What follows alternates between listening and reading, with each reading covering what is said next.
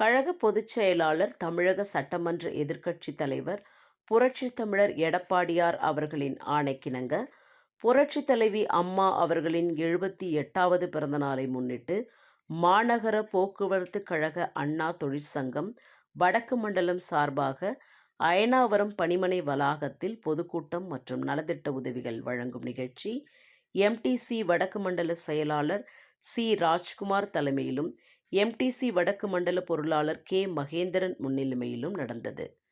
இதில் அண்ணா தொழிற்சங்க பேரவை மாநில செயலாளர் ஆர். கமலக்கண்ணன், கழக அமைப்பு செயலாளர், வடசென்னை தெற்கு மேற்கு மாவட்ட கழக செயலாளர் நா. பாலகங்கா, வடசென்னை வடக்கு மேற்கு மாவட்ட கழக செயலாளர் திருமங்கலம் கே. மோகன், கழக அமைப்பு செயலாளர் ராயபுரம் ஆர். மனோ ஆகியோர் கலந்து கொண்டு அம்மாவின் திருவுருட படத்திற்கு மலரஞ்சலி செய்தும், 78 கிலோ கேக் வெட்டியும் பொதுமக்களுக்கு அரிசி, குடம், புடவை, வேஷ்டி ஆகிய நலத்திட்ட உதவிகளை வழங்கினார்கள். இந்நிகழ்ச்சியில் அண்ணா தொழிற்சங்க பேரவை மாநில தலைவர் தாடி மா.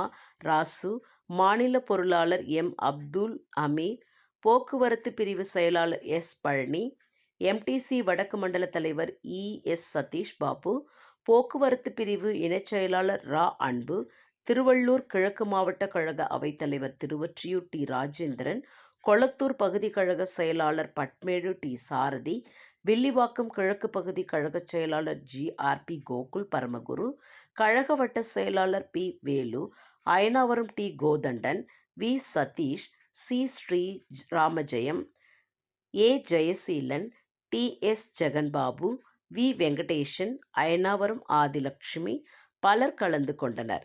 எம்டிசி வடக்கு மண்டல இணை செயலாளர் பி. செல்வம் நன்றி கூறினார்.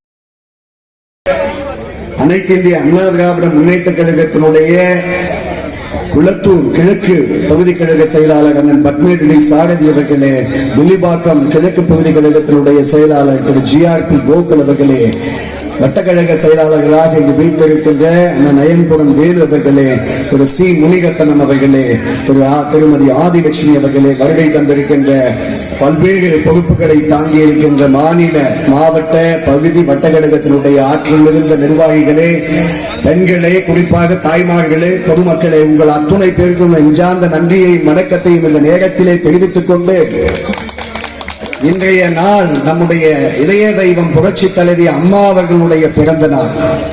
இந்த நாள் என்றாலே நமக்கு மகிழ்ச்சி தரக்கூடிய நாள். ஏன்னா அம்மான்னா சும்மா இல்லை, பல்வேறு தருணங்களில் இந்த நாட்டை காப்பாற்றிய தலைவி அம்மா. புரட்சி தலைவருடைய, நீங்க பாத்தீங்கன்னா புரட்சி தலைவருடைய அழைப்பை ஏற்று 1982ஆம் ஆண்டு நம்முடைய கழகத்தில் புரட்சி தலைவரால் இணைக்கப்பட்டு, பின்பு 1984இல் முதல் ராஜ்யசபா பெண் உறுப்பினர் என்ற தமிழகத்தில் இருந்து நம்முடைய புரட்சி தலைவர் அவர்கள் அம்மாவை அனுப்பினார்கள்.